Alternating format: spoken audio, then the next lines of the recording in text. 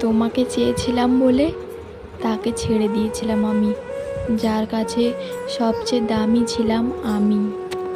তোমার হৃদয়ে একটু জায়গা পাওয়ার জন্য তুচ্ছ ভেবেছিলাম আমি, যার হৃদয়ে আমার বাসস্থানের কোনো অভাব নেই। তোমাকে কাছে পাওয়ার জন্য অচেনা হয়েছিলাম আমি তার কাছে, যার কাছে আমি ছিলাম তার সবচেয়ে প্রিয়।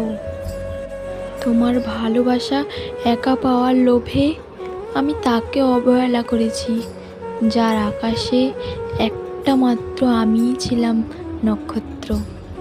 তোমার সাথে ঘর বাঁধবো বলে আমি তার ঘরে ফাটল ধরিয়েছি, যেই ঘরে আমি ছিলাম রাজলক্ষ্মী। আমি তোমার স্বপ্ন হতে চেয়েছিলাম, কিন্তু আমি হয়ে উঠলাম ওই মানুষটার দুঃস্বপ্নের কারণ। আসলে আমরা তাকেই ভালোবাসি, যার জন্য বিধাতা আমাদেরকে পাঠায়।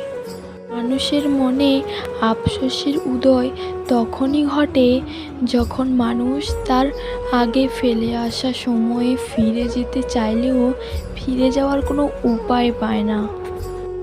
বাংলায় একটা কথা আছে, ভালোবাসাতে হয় ভুল মানুষটির সাথে, সঠিক মানুষটা তো শুধু আফসোসের কারণ হয়েই থাকে।